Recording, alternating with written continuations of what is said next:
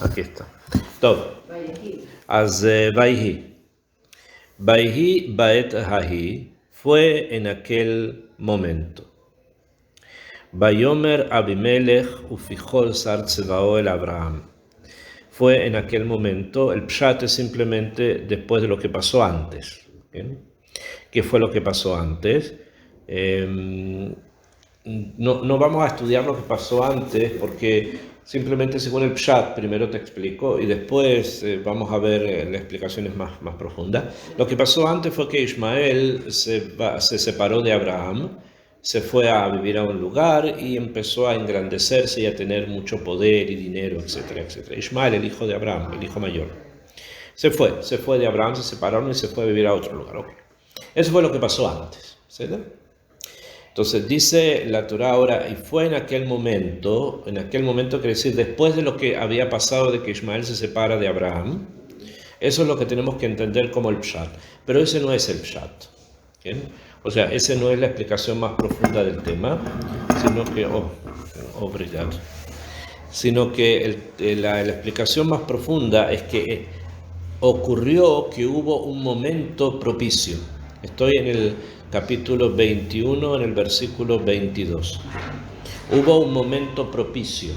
Cuando la Torá dice Baet Hahi, en aquel momento, quiere decir que es un momento especial, que no tiene que ver con lo que haya pasado antes o lo que va a pasar después. Ese momento es un momento especial, ¿ok? O sea, la emuná de la Yahadut, la emuná de la Torá, es que existen tiempos y existen lugares especiales. Que hay lugares que son especiales y tienen fuerzas especiales, y hay momentos que son especiales y tienen fuerzas especiales, así como hay personas también que reciben mensajes en forma especial en la época de profetas, de los profetas, etc. Pero hay lugares que son especiales y hay momentos que son especiales, que muchas veces algo que ocurre antes del momento es porque se siente atraído la situación al momento ese que es especial. Entonces eso ocurre acá cuando vamos a hablar del juramento, entre comillas, del acuerdo que hace Abraham con Abimelech. El momento en que lo hacen es un momento propicio, es un momento especial. ¿Para qué? Porque me preguntaron, bueno, un momento, pero ¿para qué? ¿Okay? Entonces hay una sola, es una gran idea que está presente desde el principio de la creación del mundo, que todo lo que es especial en el mundo, en cualquier lugar, siempre tiene que ver con el tikkun del het del etzadat.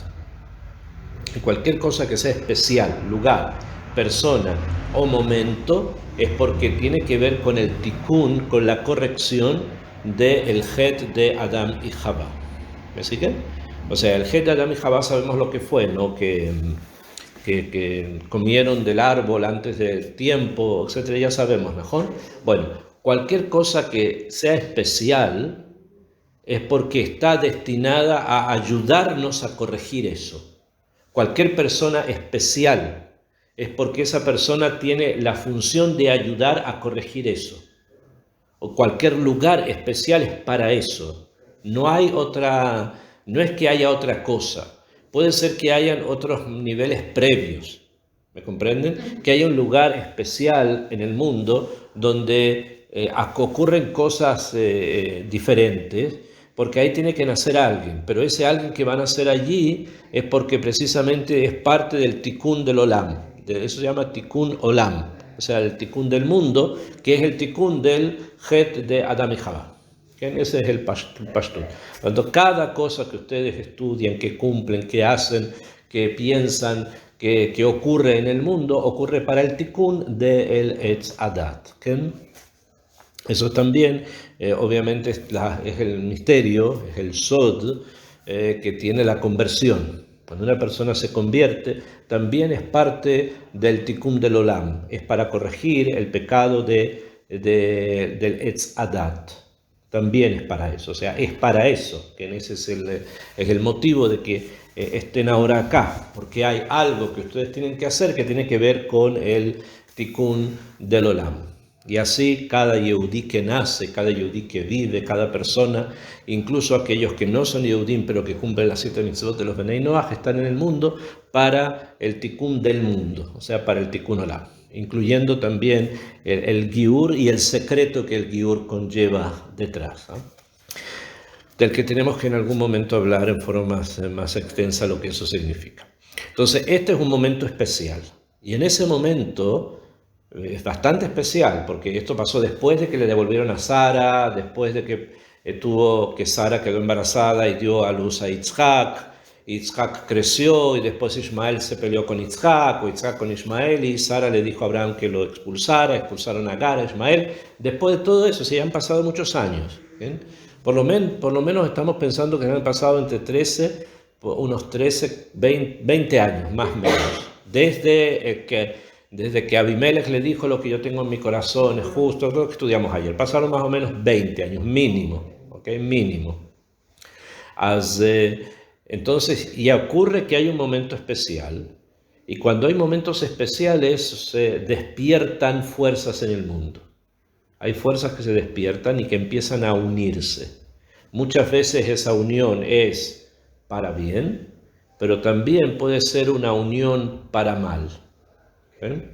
Ahora, nosotros sabemos cuáles son, o sea, Hashem nos reveló por profecía ciertos momentos especiales en el año, que están escritos en la Gemara de Masejet Ta'anit, que dice tal día, tal día, tal día, tal día, tal día, tal día, tal día, tal día. Son días especiales y por lo tanto hay que respetarlos en cierto sentido. ¿Okay? Por ejemplo, Shiva Asar Betamuz, el 17 de Tamuz, es un día especial. No solamente porque se hizo el becerro de oro, no solamente porque se rompieron las tablas, no solamente porque se puso sitio a la ciudad o se rompió la muralla de la ciudad y pasaron varias cosas ese día, porque el día es especial. ¿Me comprenden? O sea, Moshe rompió las tablas ese día porque ese día es especial. Ese día no es especial porque Moshe rompió las tablas. Es como rompió las tablas porque el día en sí del principio del mundo tiene una fuerza especial. ¿Me siguen? Y lo mismo pasa lo que estamos viendo acá. Viene el Abimelech, después de todo lo que ya había pasado, que 20 años lo separan desde que se había tratado de llevar a Sara y todo lo demás, viene Abimelech y Fijol es su Sar Tzvao, es su ministro de guerra, era como el que manejaba el ejército. Bayomer Abimelech ufijó besar Tzvaot, y dijo Abimelech y también Fijol, el Abraham. Hablaron con Abraham. Lemor, le dijeron lo siguiente: Elohim imcha, Dios está contigo. Elohim imcha, Dios está contigo.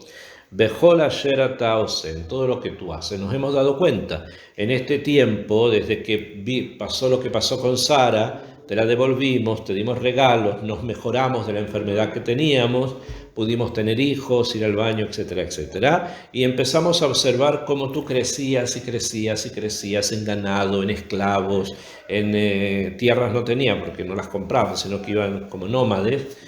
Vimos que creciste mucho. Eso quiere decir que Hashem está contigo. ¿Okay? Eso es lo que ellos entendieron desde allá, desde Asa, mirando lo que pasaba con Abraham hasta acá. Imagino espías, gente que iba y venía, les contaba, ¿no? Entonces, Beata, y ahora, Ishaba li be Elohim, le dice, júrame por Dios, por ese Dios que te ayuda, que está contigo, Hena im tishkor li, si he aquí, si me vas a mentir, o sea, júrame y no me mientas, o sea, hazme un juramento y no me mientas, li a mí, li, entonces li es a él, ¿ok? Eso quiere decir la generación de él, li, la generación de él. Belenini y a mi bisnieto, Belenechdi a mi nieto, Kajeset asher asiti imcha, como la bondad que yo he hecho contigo, Taasei madi, haz conmigo, Veimaaretz, y con la tierra Shergarta ba, y con la tierra que tú vives en ella. Ok, ¿qué es lo que Abimelech está diciendo? Acá Es como volver nuevamente para atrás, porque otra vez él se las da de gran juez y de gran moralista y de una persona grande que tiene poder y tiene ética y tiene todo eso, ¿no? Entonces es un poco difícil de entender, si leemos Stam el Pasuk, qué es lo que Abimelech quiere. Primero él quiere un juramento, y que un juramento que no haya sheker. O sea, si es un juramento, no hay sheker, porque si no, ¿para qué van a jurar, no? ¿Y qué es lo que él quiere en el juramento? Dice que el juramento lo haga con su bisnieto y con su nieto. ¿Y qué pasa con el hijo? ¿Sin hijos? Entonces, el juramento es sin hijos. ¿Por qué se salta al nieto y al bisnieto? Tendría que haber sido conmigo, con mi hijo, con mi nieto y con mi bisnieto, ¿mejor? Además que el orden está al revés. Primero dice bisnieto. Nin normalmente en la Torá es el bisnieto. Y Nejet es el nieto. ¿Mejor? Así se estudia hoy día. Entonces, ¿por qué se saltó al bisnieto y después vuelve al nieto y al hijo no lo menciona? Curioso. ¿Lo menciona el hijo? ¿Dónde? Aquí dice, ni a mi hijo ni a mi nieto. La traducción. La traducción. La traducción no. Entonces vamos a ver de qué se trata. Cuando dice nini, en hebreo dice nini, es mi bisnieto. Benehdi es mi nieto. Entonces vamos a estudiar ahora a qué se refieren estas palabras. ¿Ok? Entonces dice Rashi, fíjense lo que Rashi dice. Lenini u lenehdi. ¿Tienen el Rashi Haf Gimel? Abajo ustedes lo deben tener también en español. Haf Gimel, Baruch atah Adonai Eloheinu melech haolam she'akol niyeh. Entonces dice Rashi así: Lenini u lenehdi, adkan, hasta aquí, Rahamei ha'ab al haben. Hasta aquí llega la misericordia del Padre sobre el Hijo. Hasta aquí llega la misericordia del Padre sobre el Hijo. O sea, que si vamos a tomar la palabra Nehdi como nieto, entonces esto quiere decir que un padre se preocupa y un padre se siente responsable de lo que vaya a ocurrir con su descendencia hasta su nieto. Porque normalmente después ya no lo va a conocer, a veces no se conoce después, entonces lo que más queremos es que el hijo esté bien y que el nieto esté bien, ¿no? Sin embargo, ¿qué hacemos con la palabra nini? Nini no significa hijo en hebreo, ¿ok? Y tampoco significa nieto, significa bisnieto, así se estudia. Entonces, Mapitón, ¿qué es lo que quiere decir acá? Entonces, fíjense, el Rashi es bastante interesante, corto, pero profundo. Dice, hasta aquí llega la misericordia del Padre sobre el Hijo. Entonces, la pregunta es, ¿hasta qué generación llega la misericordia del Padre sobre el Hijo? Si lo vamos a leer así simple, llega hasta el Nejet, que es la última palabra que se mencionó. ¿No? O sea, hay Nini y hay Nehdi. ¿Okay? Eso quiere decir que Nejet es la última generación a la que el Padre se apiada, de la que el Padre se apiada. ¿Me siguen? Porque dice Nehdi, o sea, es lo último. Más de Nehdi no hay. Sin embargo, entonces la pregunta es, ¿qué significa Nejet? ¿Qué generación es Nejet? ¿Me siguen? Porque se dice que hasta Nejet llega el Rajamín, entonces lo que tengo que saber ahora es qué significa Nejet, qué es Nejet, ¿ok? Supuestamente Nejet no es Nin, y supuestamente Nin está antes que Nejet. ¿Me siguen hasta acá cuando estoy pensando? Entonces primero está Nin y después está Nejet, y hasta Nejet llega el Rajamín. Entonces, ¿qué es lo que es? Y sobre eso tenemos que pensar. Ustedes deben tener allí alguna nota en castellano, ¿tienen alguna nota sobre este Rashi? Pues la parte que dice ni a mi hijo ni a mi nieto, Sí. hasta aquí, la tercera generación, llega la piedad de un padre por un hijo. Conforme a la bondad que hice contigo harás conmigo. ¿Nada más? ¿No le explican las notas abajo? ¿No tiene nota? Tiene una nota, pero no habla dónde está. No hay nota. No. Pero está en Noruega. No, trae el Midrash, debe ser el Midrash. Bereshit Rabbah, Nun Dalet Bet. ¿Qué? ¿Solamente eso? Ok. Está un poco complicado la traducción. Complejo. Entonces, vamos a explicarlo así. ¿Ok? Él trajo ahí, en la traducción, trajo ahí una idea. Que la idea es que el rajamín del padre sobre el hijo llega hasta la tercera generación. ¿Qué quiere decir eso? Hijo y nieto. Hijo y nieto. Si es así, entonces tenemos que entender que Nin es hijo y que Nejet es nieto. Así tendríamos que entender. ¿Najón? Eso es bemet un hidush. Es una cosa nueva. Un hidush. ¿Por qué? Porque Nin en ningún lugar aparece como hijo. Ni en ninguna parte parece que es el hijo, ¿okay? Sino es, Nin supuestamente es algo que viene después del hijo, incluso después del nieto, pero al menos después del hijo. ¿Me comprenden? O sea, que si yo digo que Nin viene después del hijo, entonces resultaría que Nin sería nieto. Y si hay otra generación después, la palabra Nejet, ¿qué significaría? Bisnieto, el hijo del nieto, ¿mejor? Entonces, ¿cuántas generaciones son en total?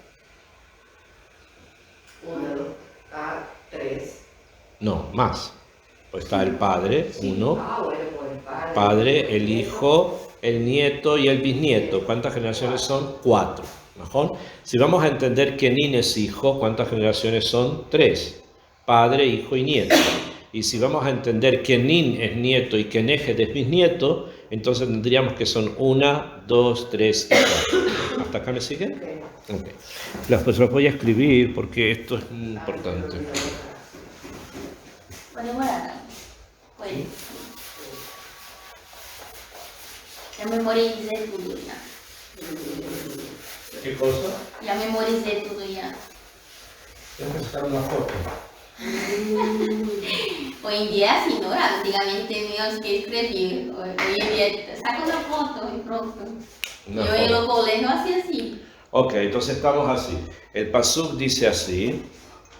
Imlo tishkor li, dice li, dice ulenini, ulenini, ulenini,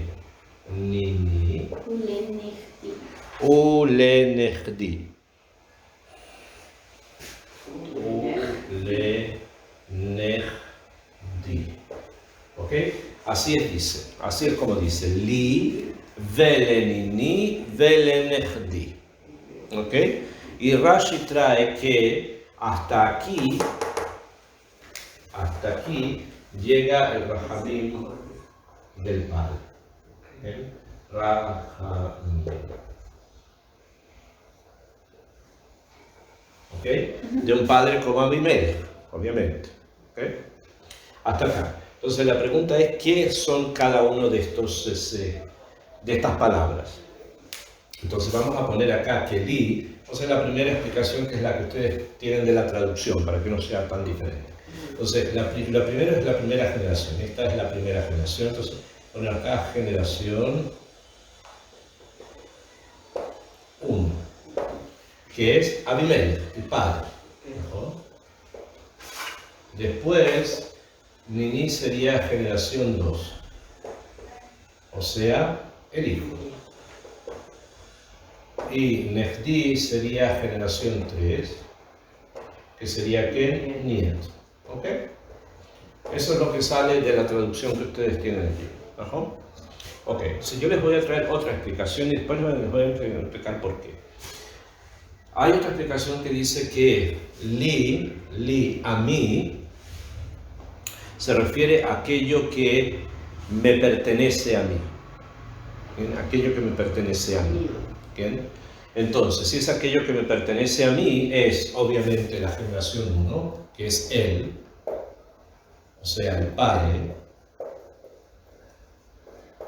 pero incluye también al hijo. Que o sea, el padre y el hijo, o sea, generación 1 y generación 2, que sería el hijo. ¿Se ven?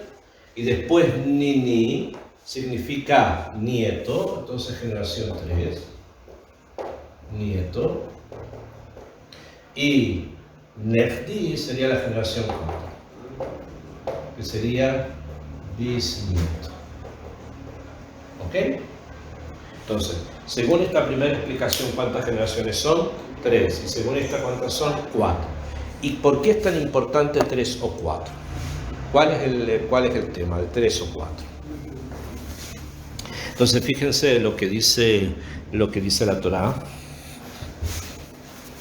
Le dice, bueno, 3 o 4, pero ¿con respecto a qué? Dice así, Kajeset asher asiti imach, como el Gesed, como la bondad que hice contigo, Tasei madi, haz conmigo, Veimaaretz asher gartaba, y con la tierra que viviste en ella. Explica Rashi, el Rashi Haf Gimel nuevamente dice, Kajeset asher asiti imcha tasei madi, sheamarti lecha, ¿qué fue lo que yo te dije? Le dice Abimelech a Abraham, Hine arzi lefaneja, mi tierra está delante tuyo, puedes ir y vivir en cualquier lugar de esta tierra. Eso fue el Gesed que le dijo Abimelech a Abraham. Desde el punto de vista de Abimelech, desde el punto de vista de Abraham, la tierra le pertenece a Abraham porque Hashem se la dio. Pero desde el punto de vista de Abimelech, él le dice, anda aquí y habita donde tú quieras.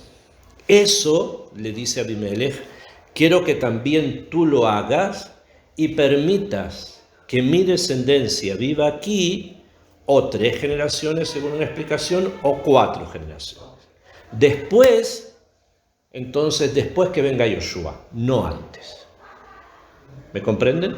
O sea, lo que le dijo Abimelech a Abraham, le dijo, mira, yo sé que esto que está acá te lo quieres apoderar. Quieres que sea tuyo, no tuyo, sino de tu descendencia. ¿No? Vamos a hacer un pacto que eso ocurra solamente después de 4 generaciones de mí. Después de 4 generaciones, puedes decirle a tus hijos, descendientes, de los que quieran, que vengan y la conquisten, no antes. ¿Me siguen? Eso es lo que está proponiendo Abimelech a Abraham.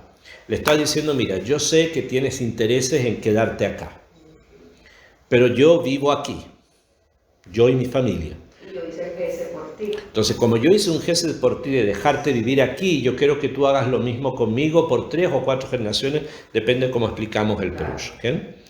Entonces, fíjense en el Pasuk Hafdalet, antes del Pasuk Hafdalet, ¿qué pensaría Abraham de esto?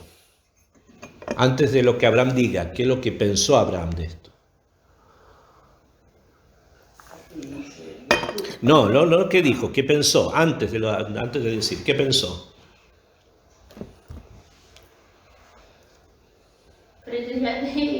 ¿Cómo? ¿De quién? Abraham. ¿Por qué? Porque Hashem lo dio. Porque Hashem se lo dio. Entonces, ¿cuál es la chutzpah de Abimelech de decir, espera 4 generaciones y después te apoderas de la tierra? Abraham le podría haber dicho, ándate, no sé, ándate tú a Egipto, ándate tú a Cafrisim, ándate tú a Grecia, ándate tú a Europa, la tierra me pertenece a mí, no porque tú me diste un lugar para que yo me pueda quedar, la tierra me pertenece porque Hashem la entregó, como está escrito, Elejá, Etenet, Haaretz Azot, se la entregó a mí, yo se la voy a entregar a Yitzhak a Jacob, y así, es de ellos, ¿no? Es de ellos, o sea, de Am Israel. No dependemos de ti, ni de tu hijo, ni de tu nieto, ni de tu bisnieto, no dependemos de ti para poderla tener. Entonces, es una haftá, es una sorpresa que el Pasuk Hafdalet, ¿qué dice?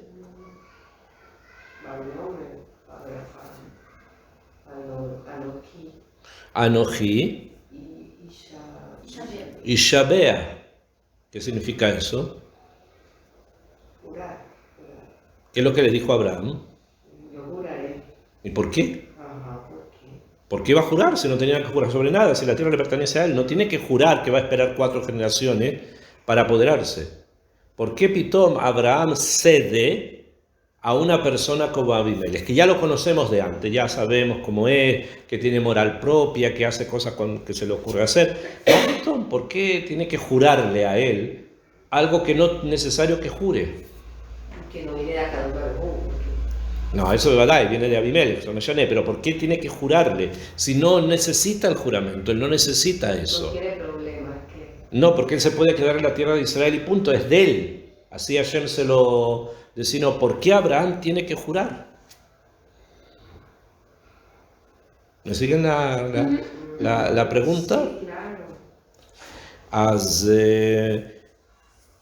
La respuesta a esta pregunta es una respuesta no fácil, es compleja. No porque sea compleja estudiarlo, sino porque es complejo lo que pasa acá. Pero vamos a seguir un poco más y vamos a entender. O sea, no se olviden, lo que está en juego es cuándo va a ingresar Yoshua a la tierra de Israel.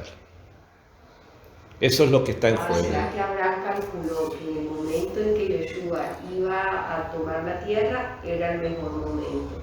Como estaba hablando usted que el momento Sí, son propicios, sí, pero eso no depende de Abimelech.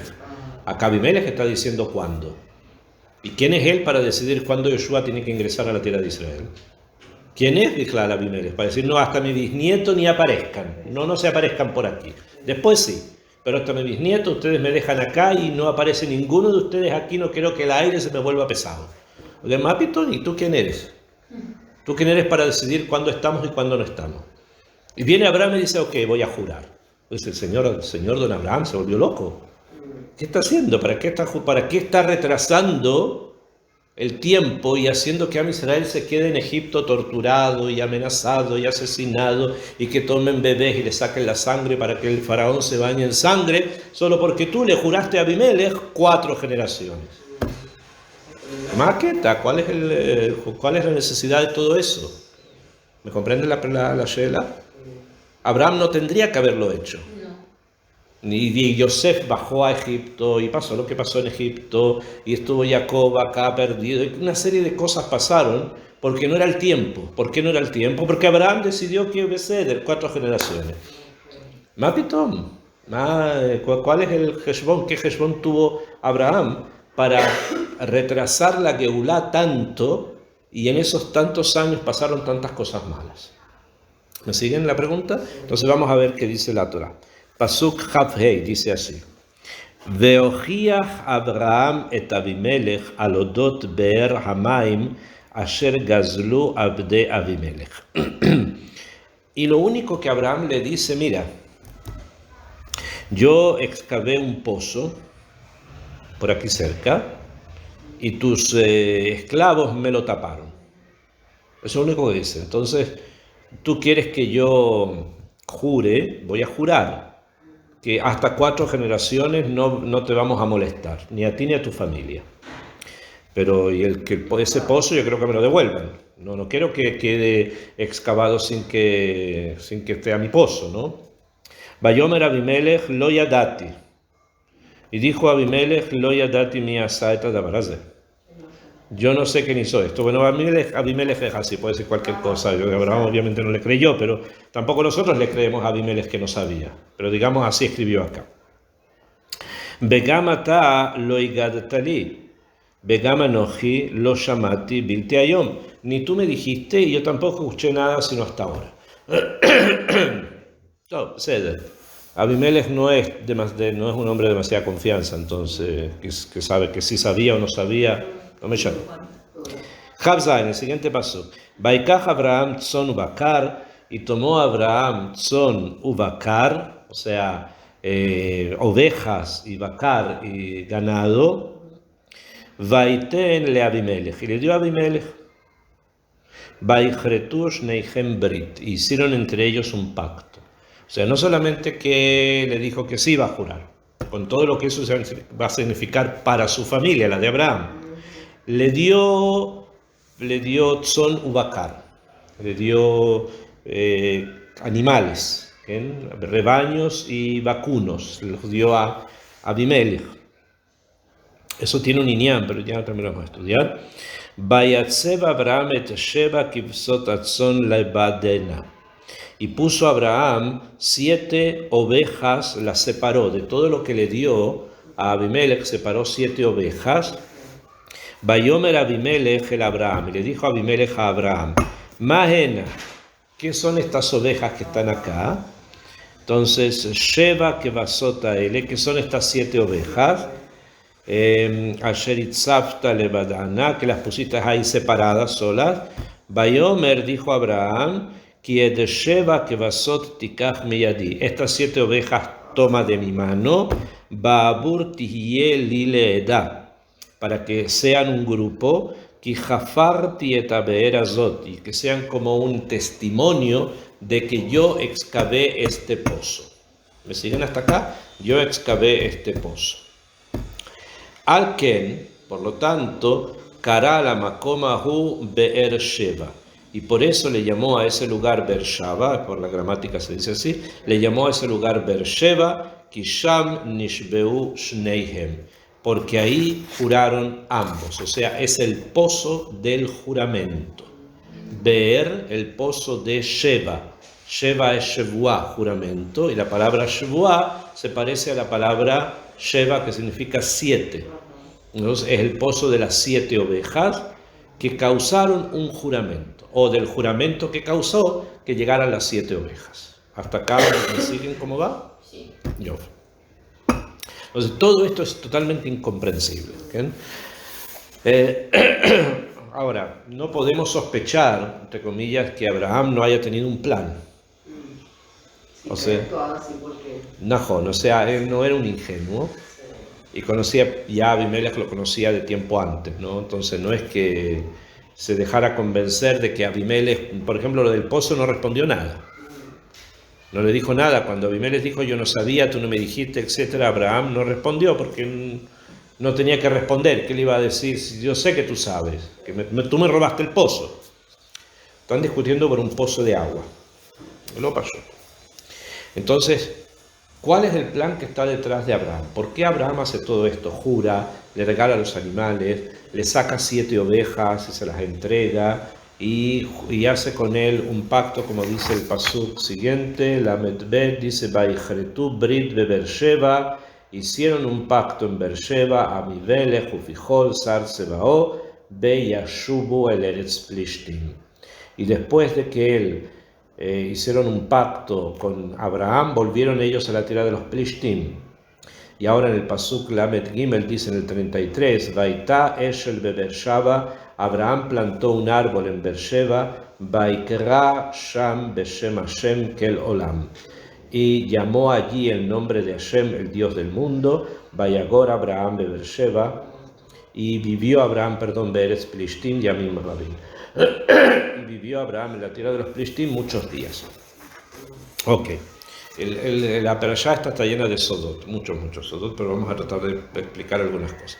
¿Cuál es el plan de Abraham? El plan de Abraham solamente lo podemos entender al final. ¿Bien? El plan de él era plantar un árbol en Beersheba. Ese era su plan. Tiene que plantar un árbol en Beersheba. Y el Vaikra Hashem Besham Beshem Hashem Kel Olam. Y llamar a ese árbol, o al lado del árbol, el nombre de Hashem, Kel Olam, el Dios del mundo. Ese era su plan. Y eso lo necesitaba hacer, ¿dónde? En Beersheba, en ese lugar especial. Y por eso hizo todo esto. Ahora, ¿qué relación hay una cosa con otra? ¿No? Porque esto, ¿qué hay detrás? ¿Por qué jura? ¿Por qué los animales? ¿Por qué las 7 ovejas? ¿Por qué el árbol? Mainian, ¿no? Entonces vamos a empezar por el tema del juramento a Abimelech. ¿Por qué? Abimelech le dijo 4 generaciones. Nosotros vamos a estudiar 4 generaciones, que son entonces ¿cuáles? Padre, hijo, nieto. Nahón. La pregunta es ahora, ¿son 4 generaciones de él, de Abimelech, o son 4 generaciones de la familia de Abraham? Porque si fuesen 4 generaciones de la familia de Abraham, tenemos que está Abraham, Yitzhak y Jacob, ya tenemos 3. Después de Jacob, ¿quién viene? Yosef. Y después de Yosef, ¿quién es el hijo? ¿Quién es el hijo de Yosef? Es Efraín. Y de Efraín viene otra persona, Son muchas generaciones. Sí. Hasta llegar a Yoshua. Y si vamos con Moshe, tenemos Abraham, Isaac, Jacob, Leví, ¿no?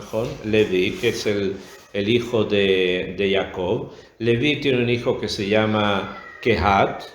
Kehat tiene un hijo que se llama Amram. Y Amram tiene un hijo que se llama Moshe. ¿Cuántas generaciones han pasado? 7. ¿No? 7 generaciones de ¿quién? De Abraham, no 4. Entonces simplemente tenemos que estar entendiendo que las 4 generaciones son de Abimelech, no de Abraham. ¿Me siguen? Entonces, al parecer el hijo, el nieto y el bisnieto de Abimelech vivieron muchos años. ¿Por qué? Porque ¿cuánto tiempo estuvo Am Israel en Egipto? 210 años. ¿Mejor? Esos estuvieron en Egipto 210 años desde que bajó Jacob. Pero antes de eso, Abraham vivió 175 años. Isaac, ¿cuánto vivió? 120. O sea, tenemos que entender que vivieron juntos más o menos 100 años. Y a eso tenemos que agregar parte de la vida de Jacob, que llegó Jacob a Egipto cuando él tenía 130 años. Entonces, de los 210 tenemos que agregar 130 más otros 230 más 210 son como 450 años desde Abimelech. Y en esos 450 años desde Abimelech hasta que llegó a Israel, hasta que salió a Israel de Egipto, allí vivieron 4 generaciones de Abimelech, quiere decir que cada uno de ellos vivía 100 años, más o menos, ¿no? 100 y tantos años. El hijo vivió 100 años, el nieto otros 100 y el bisnieto otros no sé. Y él mismo tiene que haber vivido también 100 y tantos años, ¿mejor? Para poder alcanzar 4 generaciones de Abimelech, que son 7 generaciones de Abraham, ¿mejor? Entonces, ¿cuál es? Otra vez, eso es lo técnico, se puede sacar el cálculo exacto de cuánto tiempo hubo y cuánto tiene que haber vivido toda la familia de Abimelech. La pregunta es, ¿por qué Abraham quiso esperar esos 400 y tantos años? ¿Por qué esperar? ¿Por qué esperar? No tenía que esperar, a no ser que sí quisiera esperar. ¿Por qué? ¿Recuerdan de alguna manera qué? Al árbol sí, bueno, esperó por el árbol lo plantó inmediatamente, pero ¿por qué esperar 400 años hasta poseer la tierra? Para que se preparara el pueblo para salir de Israel. No tenían que ir a Egipto, claro. No necesitaba de eso. No necesitaba, se fue porque había que hacer tiempo. ¿Pero por qué había que hacer tiempo? ¿Recuerdan el pacto de Ben Abetarim, que es lo que Hashem le dice a Abraham al principio? en Brit Ben Abetarim.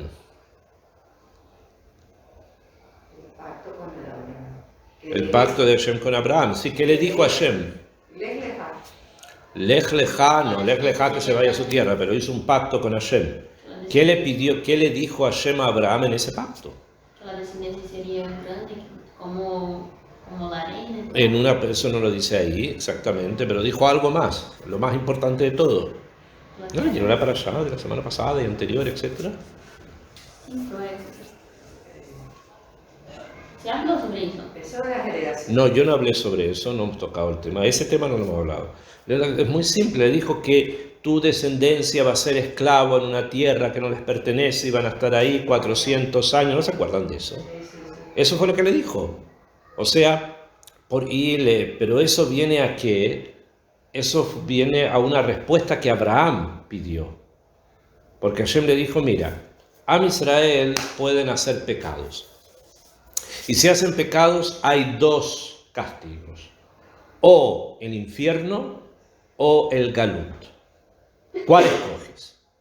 Entonces Abraham le dijo el galut.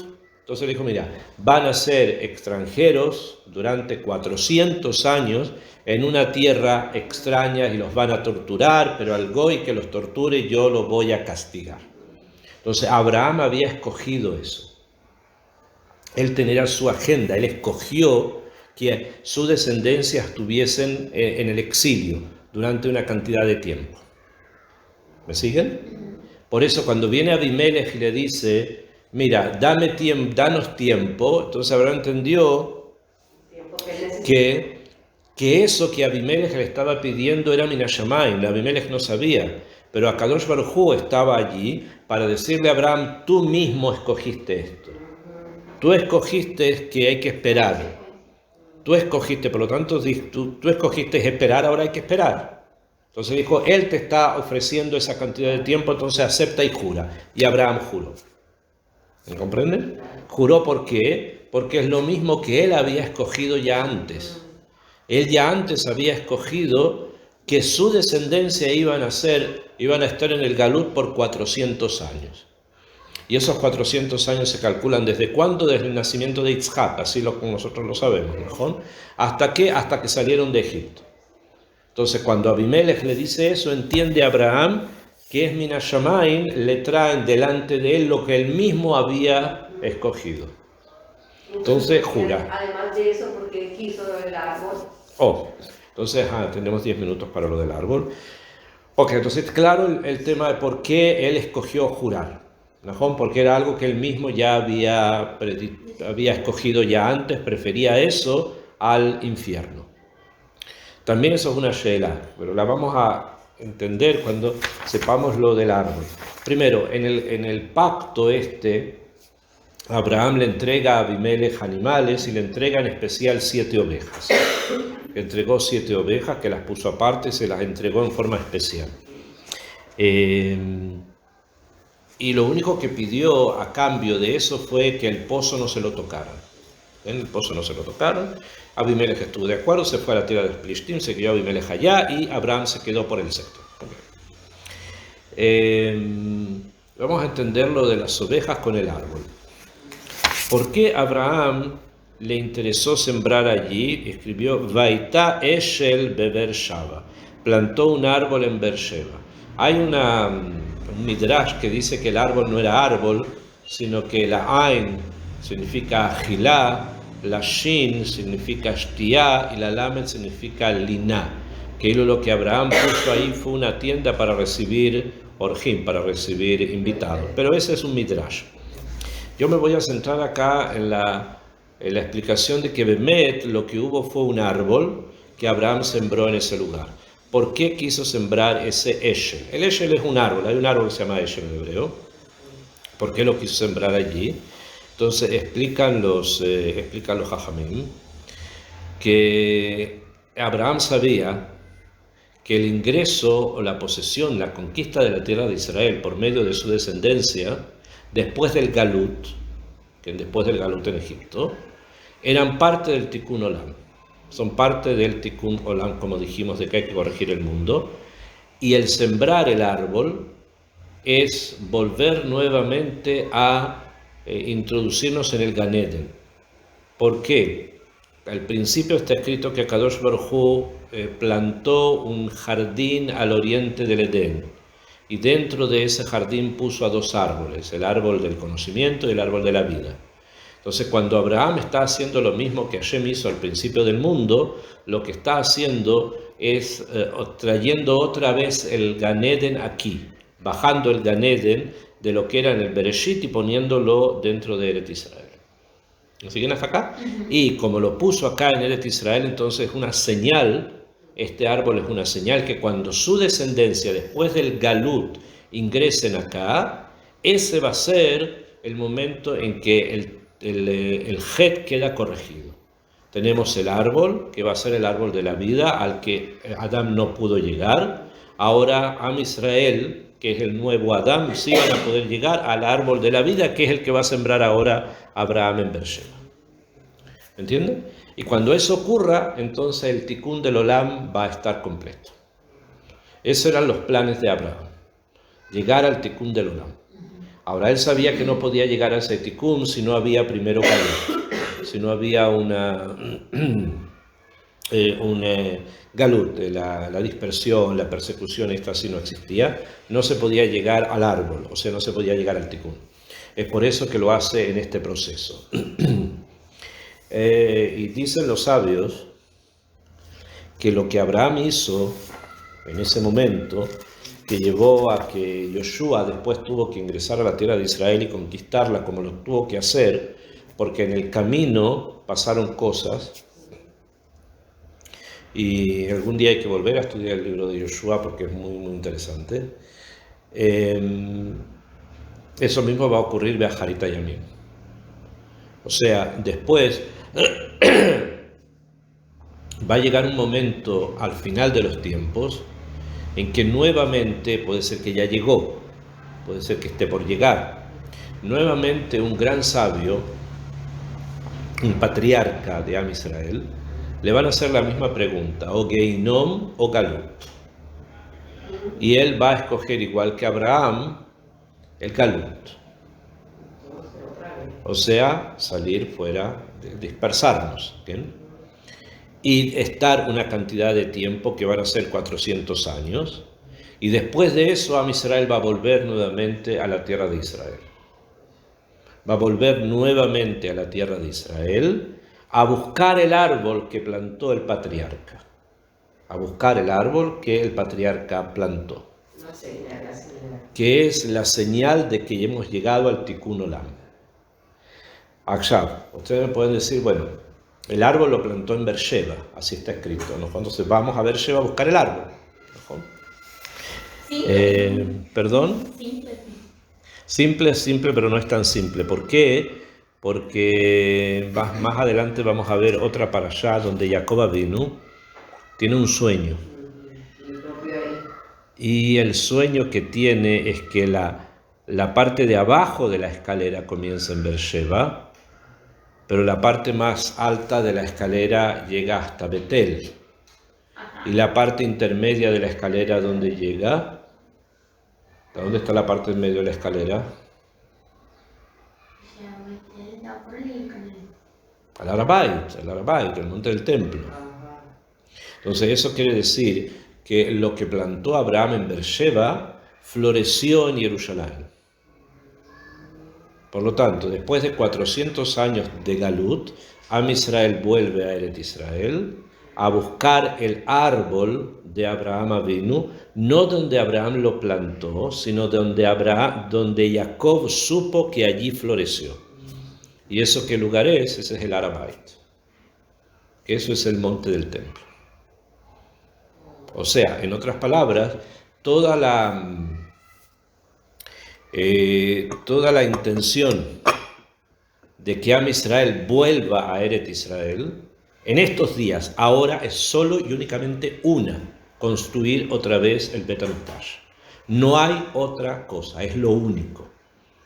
Y todo lo demás que ustedes escuchan, o que ustedes oyen, o toda la bilbulatzia, todas las confusiones, es porque las personas no saben cuál es la matará, cuál es el Tikkun Olam.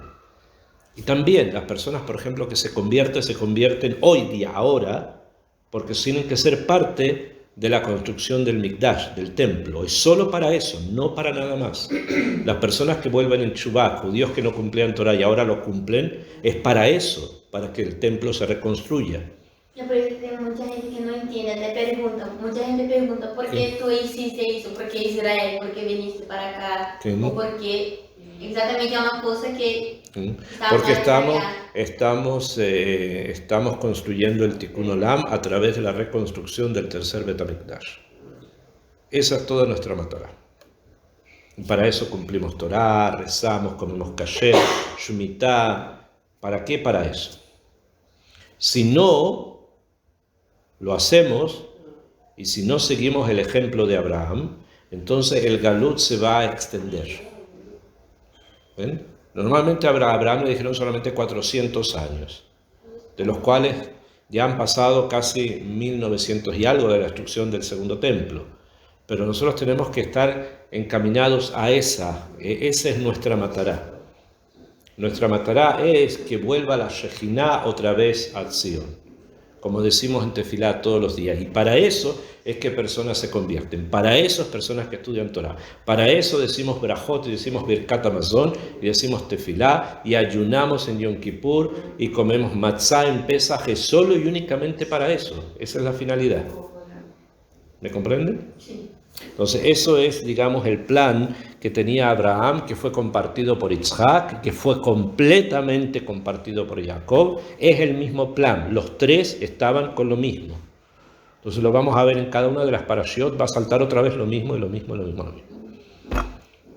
Con diferentes símbolos y señales que vamos a ir viendo. Este es el Eshel de Abraham Avinu. Aquí está el árbol, de la otra cuando Isaac es la escalera. Jacob con la escalera, vamos a llegar también ahí. Yitzhak también, Yitzhak también. La próxima semana vamos a ver a Yitzhak que no tiene hijos. ¿Okay? Y si no hay hijos, no hay templo. Entonces tiene que traer a una mujer, la mujer no se queda embarazada y tiene que hacer tefilá. Y la tefilá, ¿para qué la hacen? Para eso. Para tener hijos, y esos hijos, y ahí tiene un problema, ahí ocurre algo que es muy extraño, que está trayendo, vamos a ver, ustedes saben, hay niños que nacen juntos que se llaman gemelos, que hay, cuando son idénticos, los dos fetos están en una misma shilia, en una misma placenta. Cuando están en dos placentas distintas es que son diferentes, ¿no? Así es. Ahora, cuando nacen dos de dos placentas distintas, primero uno rompe la primera placenta. Cuando sale el primero, entonces el segundo ahí rompe la segunda para poder salir, ¿no? Bueno, Esav y Jacob nacieron en dos placentas distintas. Sin embargo, la Torá nos cuenta que nació Esav mientras que Jacob le estaba agarrando el talón.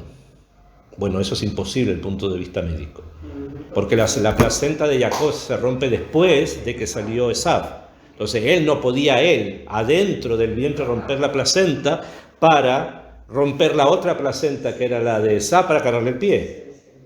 ¿Y cómo pasó algo así? Entonces eso fue un nacimiento sobrenatural. Eso no, por eso que la Torá lo trae, porque eso no puede ocurrir. Eso solamente podría ocurrir si los dos estuvieran dentro de una misma placenta. Sí. Pero ahí estaban los dos en dos placentas distintas. Y eso nos viene a enseñar que la lucha que hay entre Esav y Jacob, eso lo vamos a estudiar, es algo que va más allá de la naturaleza. Y se da precisamente cuando se respira el aire del lugar donde ellos nacieron. ¿Y dónde nacieron? Esav y Jacob, ¿dónde nacieron? ¿Dónde? En la tierra de Israel nacieron, ¿no? Entonces cuando se respira la tierra de Israel se produce ese conflicto. En ningún otro lugar excepto acá.